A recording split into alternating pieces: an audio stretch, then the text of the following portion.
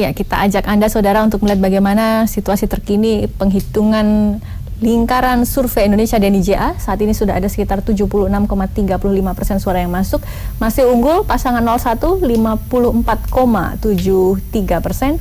Kemudian pasangan 02 45,26%, dan suara masuk terus berjalan. Saat ini sudah sekali lagi sudah masuk 76%, 76,5%, dan ini kemungkinan akan terus berlanjut. Kemungkinan kita akan bisa semua data masuk sampai 100 jam berapa, Mas Narto? Ya, mungkin sekitar jam setengah 5, jam 5. Ya, jam 5 atau jam setengah 5. Tapi kadang-kadang 100% itu tidak bisa terpenuhi karena kendala teknis ya kan. Misalnya salah satu sampel kita di Papua misalnya tidak ada akses internet atau apa, dia nggak bisa masuk. Tapi kalau kekurangannya hanya 1-2 TPS, itu kita udah bisa simpulkan gitu. Artinya 100% sendiri kadang-kadang ada beberapa kendala teknis juga. Jadi kita lihat aja apakah teman-teman di lapangan, relawan-relawan di TPS itu apakah ada kendala teknis atau tidak. Oke, baik. Kita akan mengajak Anda saudara untuk melihat bagaimana situasi terkini di Rumah Kartanegara. Nanti akan ada reporter JAK TV Lydia Kristanti. Kita akan nanti bergabung bersama Lydia. Nah, saya akan melihat lagi bagaimana situasi pada pagi tadi. Sejumlah calon presiden hari ini melakukan hak pilihnya untuk melaksanakan pemilu. Yang pertama adalah Presiden Jokowi, yaitu Capres 01. Kita lihat bagaimana situasi terkini atau situasi pada pagi tadi. Presiden Joko Widodo menggunakan hak pilihnya dalam pemilu 2019, didampingi Ibu Negara Iriana Jokowi mencoblos di tempat pemungutan suara yang terletak di pelataran Gedung Lembaga Administrasi Negara Gambir, Jakarta Pusat. Sementara Wakil Presiden Yusuf Kala menggunakan hak pilihnya di tempat pemungutan suara Kebayoran Baru, Jakarta Selatan. Nah, ini adalah situasi pada pagi tadi.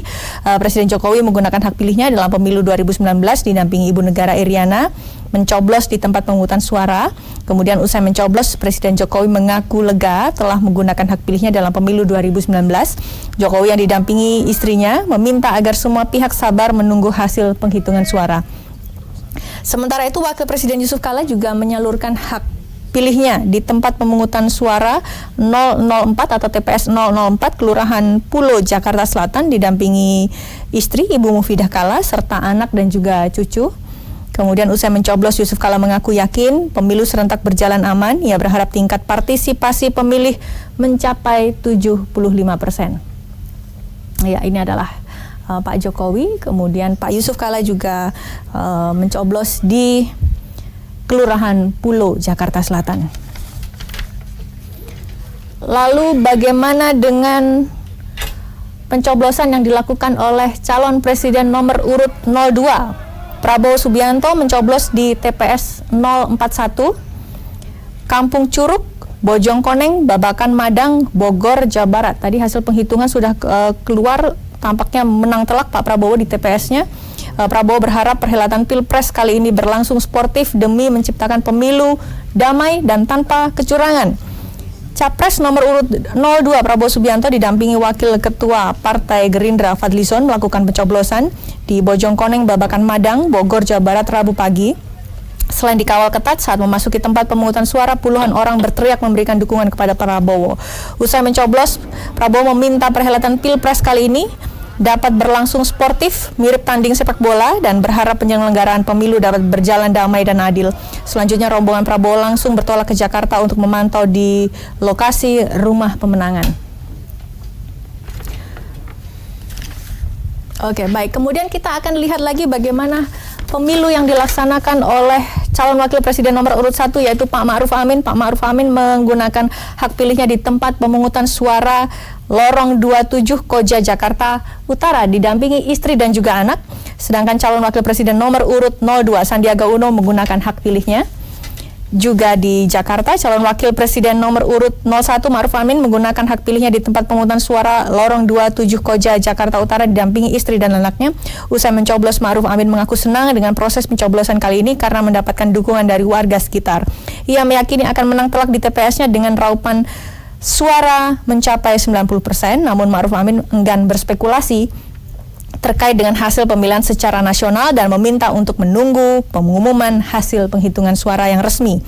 Sementara itu, calon wakil presiden nomor urut 02 menggunakan pemungutan suara di TPS 002 Sriwijaya Kebayoran Baru Jakarta Selatan pada Rabu pagi tadi, dan usai mencoblos, Sandiaga Uno mengaku akan berkeliling memantau jalannya pemungutan suara di Jakarta.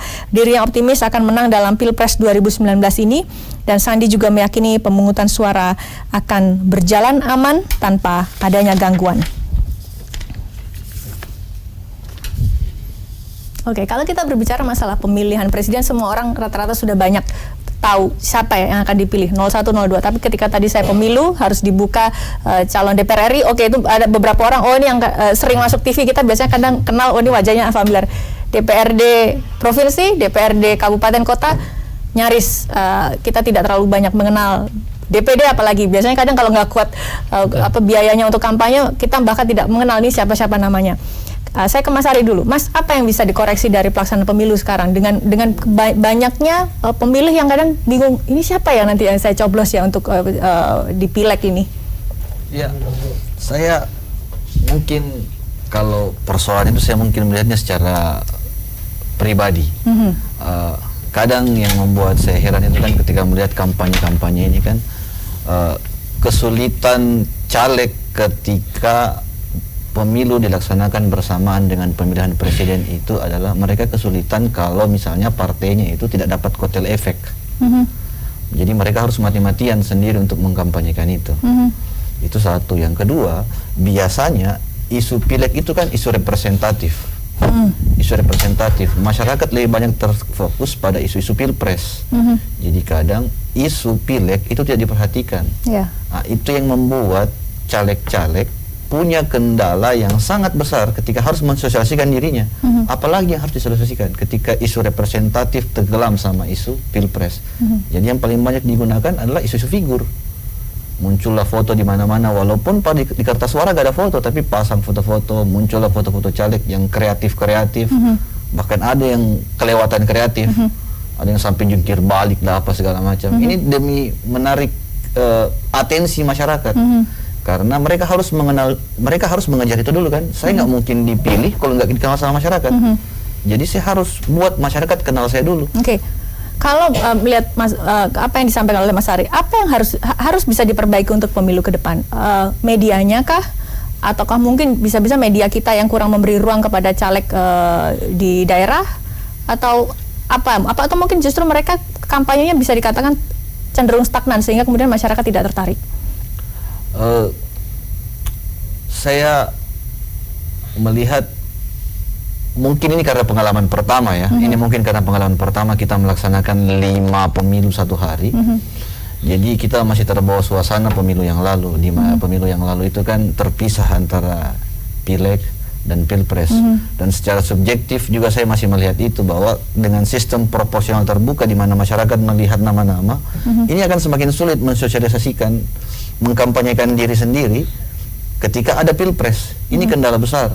Jadi saya kira mungkin nanti perlu ada pertimbangan ulang di sistem pemilu kita ketika melihat mekanisme seperti ini. Ini karena belum keluar quick count partai ya, dan kita juga belum melihat berita-berita di media sosial, di media online tentang nasib-nasib caleg. Nanti bakalan banyak cerita-cerita lucu.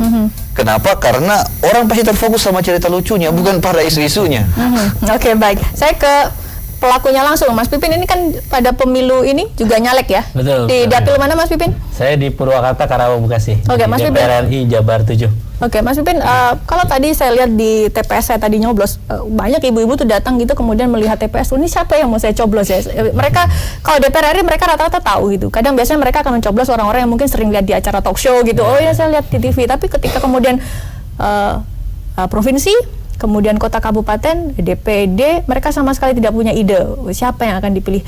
Kalau Mas Pipin sendiri sebagai pelakunya yang akan nyalek gitu, kira-kira 2024 apa yang bisa dikoreksi, apa yang bisa diperbaiki untuk bisa memperkenalkan caleg itu betul-betul dikenal? Jadi kalau evaluasi ya, jumhur para petinggi partai politik lah. Pada umumnya mereka melihat bahwa pemilu digabung dengan pilpres itu tidak menguntungkan secara umum bagi partai politik, kecuali pengusung. PDIP dan Gerindra mungkin mendapatkan kotel efek yang luar biasa ya di pemilu kali ini. Dan untuk itu kemungkinan besar pasca pemilu ini, maka perubahan undang-undang pemilu ke depan adalah memisahkan antara pilpres dan pemilu. Anda setuju Jadi pileg seperti ya. itu? Dan saya kira secara umum, apalagi 2024 itu akan disatukan juga dengan pilkada. Artinya dari sekarang 5 bisa nambah jadi 6 atau 7 ya. 7 kabupaten kota surat suara. kemudian Dan saya kira gubernur memang ya. ini memecah konsentrasi masyarakat ya secara umum, dan bisa jadi ke depan misalnya pilegnya dipisah dengan eksekutif dipisah, misalnya pilkada dengan pilpres disatukan tapi pileg dipisahkan gitu ya. Jadi untuk memisahkan karena memang konsentrasinya berbeda, ini legislatif ini eksekutif gitu ya. Jadi tapi memang concernnya tidak boleh negara ini hanya berpikir masalah penghematan gitu ya, dan selalu berpikir oh disatukan supaya berhemat, ternyata malah lebih besar biayanya, sekarang juga lebih besar. Yang kedua, kalau dilihat dari konsentrasi, sebetulnya masyarakat di bawah lebih mengenal caleg DPRD kabupaten dibandingkan provinsi dan DPR RI. Jadi mereka caleg-caleg kabupaten itu pilihannya lebih banyak, ada dari kampungnya, desanya, dari satu desa bisa 4-5 orang. Jadi kalau dilihat dari berbagai kajian kami, itu mereka lebih konsentrasi ke kabupatennya. Jadi tahapannya itu presiden, kabupaten, baru nanti misalnya provinsi atau DPR RI. Nah, DPD RI yang paling akhir, paling buncit, orang tidak mengenalnya karena terlalu luas. Jadi satu provinsi ada sekian jumlah puluhan nama, tapi hanya dapat 4. Jadi saya kira memang PR besar ke depan. Jadi kita caleg kalau orang nggak dikenal, orang masih bisa milih partainya. Tapi ketika DPD orang nggak kenal sama sekali, kan kelihatannya kita kayak ngawur ya. Makanya penting ya. Jadi partai itu memiliki program yang jelas. Dan banyak kami, saya sebagai perwakilan dari PKS tentu bersyukur tahun ini kami mendapatkan suara, insya Allah mudah-mudahan ini surveinya dari lembaga survei dan internal kami ada kenaikan yang signifikan. Karena kami tidak hanya menjual sosok pribadi masing-masing, tetapi kami menjual program. Ada 4 program kami: 1, penghapusan pajak STNK motor; 2, pemberlakuan SIM seumur hidup; 3, pemberlakuan perlindungan ulama dan simbol agama; dan yang keempat adalah menghapus pajak bagi di bawah penghasilan 8 juta. Jadi dan itu membuat masyarakat sudahlah siapapun calonnya yang penting PKS partainya. Ini konsekuensi dari memang kita punya program yang signifikan, memang dirasakan langsung oleh masyarakat. Baik. Saudara, kita akan lanjutkan dialog ini, tetap bersama kami di Ruang Demokrasi JAK TV.